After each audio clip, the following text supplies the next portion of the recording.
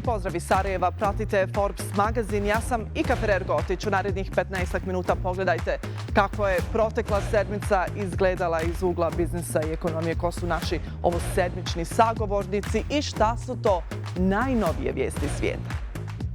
Domaći ekonomski stručnjaci savjetuju gdje građani Bosne i Hercegovine mogu investirati svoj kapital. Vremena su se promijenila, pronalaženje uspjeha u muzičkoj industriji može se pripisati mnoštvo stvari, ali jedno od najvažnijih je i online prisustvo. Razgovarala sam s britanskim bendom The Balla upravo o važnosti društvenih medija u muzičkoj industriji. Ekipa Forbes Magazina razgovarala je sa Zvonkom Kolobarom, generalnim direktorom British American Tobacco Adria klastera. Koliki je doprinos ove kompanije bosansko-hercegovačkoj privredi? Donedavno je bio na putu da postane milijarder, a danas se Sean Combs, poznatiji kao P. Diddy, suočava s ozbiljnom prijetnjom da ostane bez svog bogatstva, ali i bez slobode.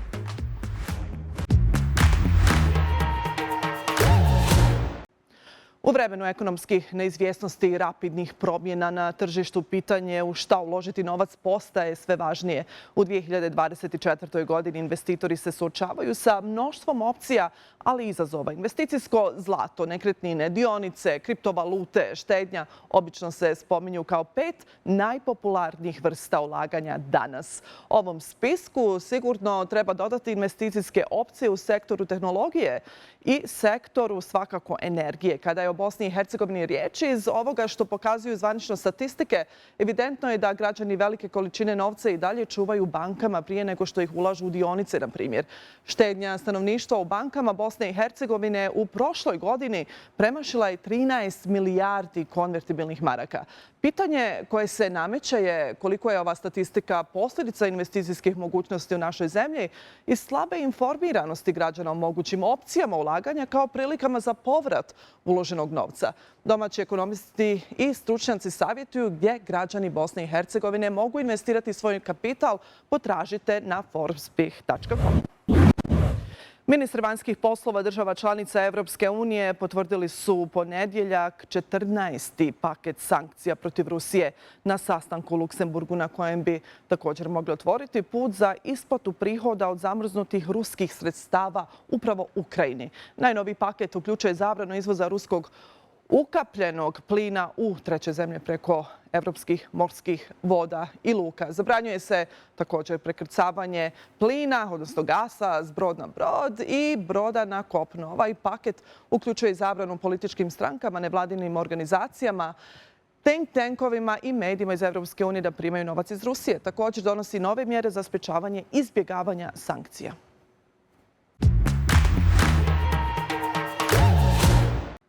Ekipa Forbes Magazina razgovarala je sa Zvonkom Kolobarom, generalnim direktorom British American Tobacco Adria klastera.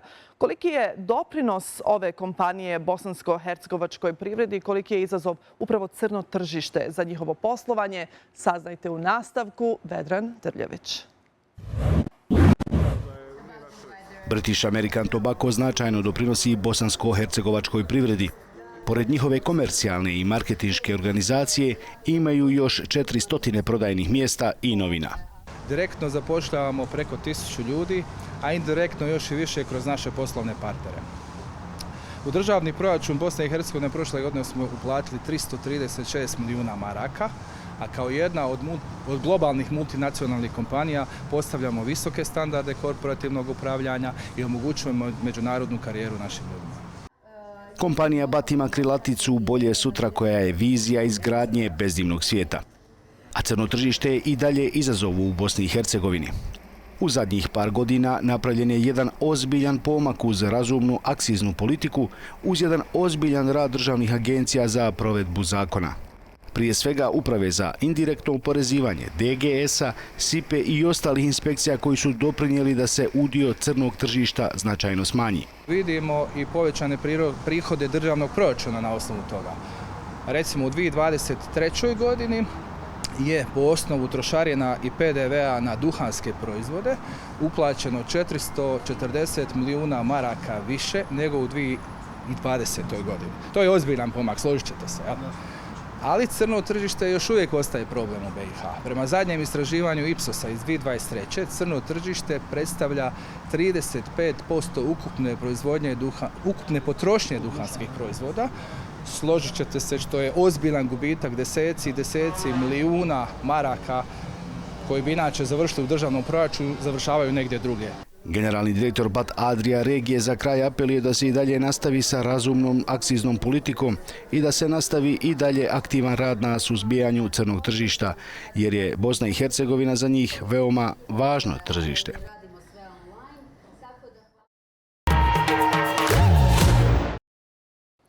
Vremena su se promijenila, pronalaženje uspjeha u muzičkoj industriji može se pripisati mnoštvu stvari, ali jedna od najvažnijih je vaše online prisustvo. Imati, recimo, Facebook stranicu koju rijetko ažurirate više nije dovoljno dobro.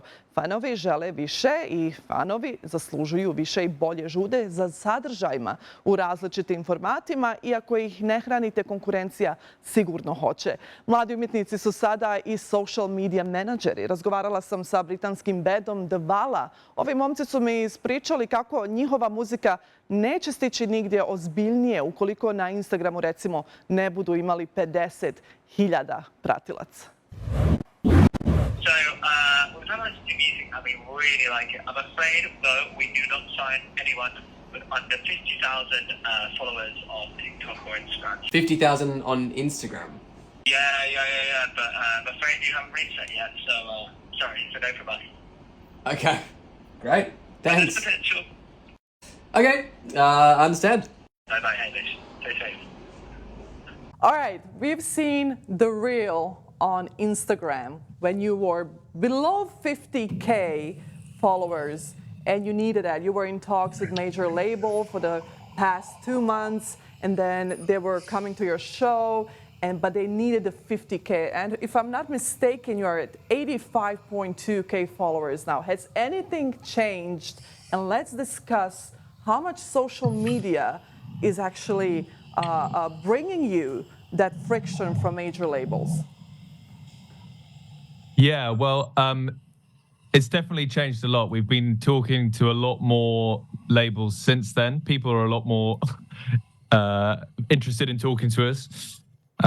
And yeah, I mean, the video clearly struck a chord because it's true. Like, you can have the best music in the world, but unless you're already reaching large numbers of people through social media, labels aren't interested. Like, they want to, there's not enough money in the music industry for them to warrant spending money on small artists when there are plenty of artists already reaching large audiences, which is what that video is all about. And I can imagine how it was for the artists before social media. I mean, does it even make sense? Like, you have such good music and all of a sudden it just doesn't matter. It's all about the numbers. It's all about the money. I mean, how does it make you feel? Like, imagine you being Metallica in the 80s and not having social media. I mean, it is different today, isn't it? Yeah, it's like it's a blessing and a curse. In one way, you can post one video and reach millions of people, but at the same time, you're competing with thousands and thousands of other people doing exactly the same thing every day. And yeah, as you say, like, it feels like it used to be about the music, and now it's more about how many people your music is reaching. And that isn't really why we all got into it, into the music in the first place, but it's just what it is now, unfortunately.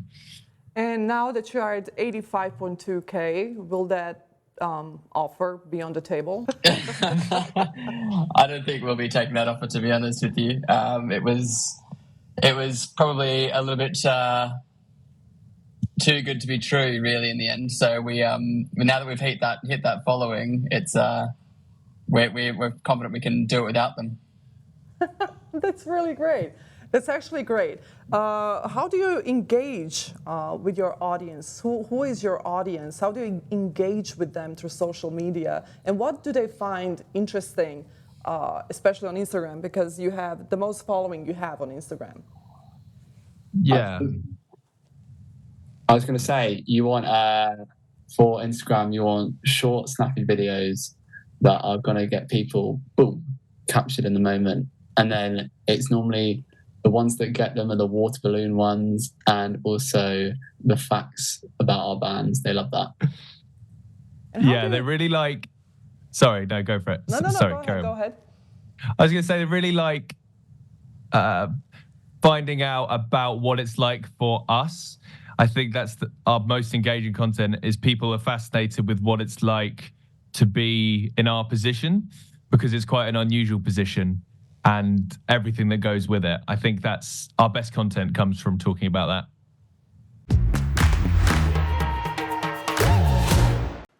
Donedavno je bio na putu da postane milijarder. Danas se Sean Combs, poznatiji kao P. Diddy, suočava s ozbiljnom prijetnjom da ostane bez bogatstva, ali i bez svoje slobode. Budući da je optužen za seksualno zlostavljanje i građanske tužbe, svakim danom se sve više poslovni partneri ga napuštaju, njegovi brendovi gube vrijednost, a najgore izgleda tek slijedi. Savezna istraga o trgovini ljudima dodatno ugrožava njegovu budućnost. Može li Diddy sačuvati slobodu i preostalu imovinu?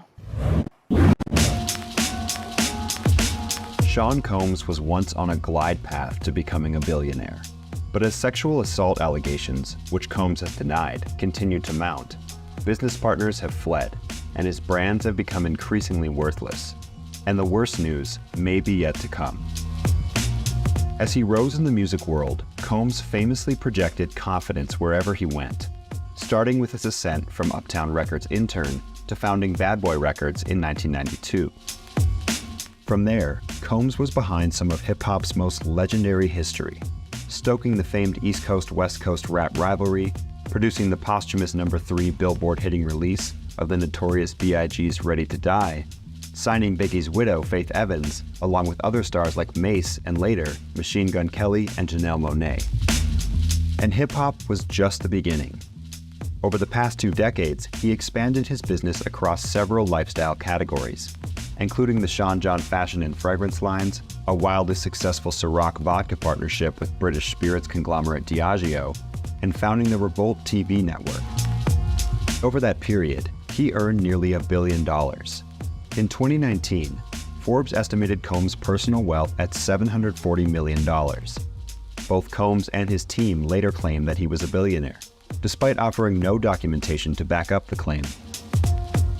Forbes now conservatively estimates he is worth $400 million.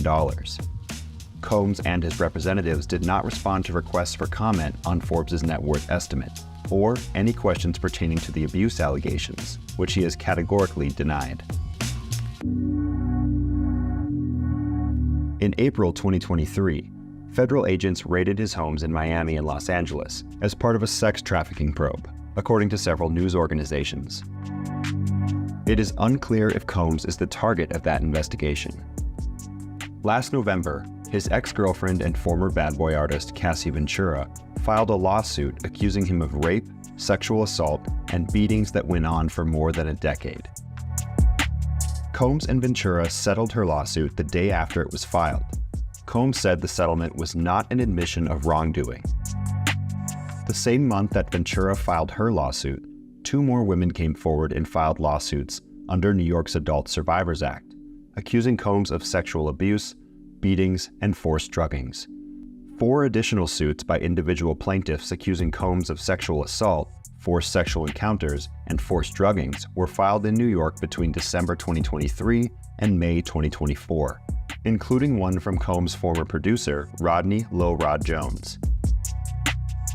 Combs, meanwhile, was pursuing his own legal action against Diageo. A June 2023 lawsuit filed by Combs alleged that his Ciroc and De Leon brands were not given the same marketing, production, and distribution resources as its other brands like Don Julio and Casamigos tequilas. The arrangement between Diageo and Combs was once viewed as a resounding success in the industry, with Combs earning $66 million annually on average from 2007 through its termination in 2023. But sales of Ciroc declined nearly 24% by volume from 2014 through 2022. A 2023 filing by Diageo reveals that Combs was paid $200 million for his equity in De Leon in exchange for ending his lawsuit and their partnership. After the dissolution of his partnership with Diageo, Combs' last remaining business asset was his equity stake in Revolt TV, the network he founded in 2012 to showcase creators in hip-hop and youth culture. In early June, as news of the sexual assault lawsuits continued making headlines, Combs sold back his stake in Revolt, and the company will hand his shares over to employees. Without Diageo and Revolt, Forbes estimates that Combs has approximately $200 million in cash. His Sean John fashion line, which once racked up more than $400 million in annual sales, has been dumped by Macy's, and his eyewear brand has been booted from opticians, rendering it virtually worthless. Despite Combs' impressive real estate portfolio, including 2 Miami homes and an LA compound, around half of its actual value is tied up in mortgages. His bad boy music catalog, which Forbes once estimated as high as $125 million, would likely fetch a much lower price these days. And his prospects look grim in the near future. The 6 civil lawsuits against him alleging sexual assault will play out along with the federal government's investigation. Given the severity of potential federal charges, Combs would face enormous financial penalties and a long prison sentence. Combs has not been criminally charged. Combs' former Manhattan headquarters for Bad Boy Worldwide is now just a pile of rubble, and much like his former corporate castle, the 54-year-old hip-hop mogul's empire has crumbled along with it.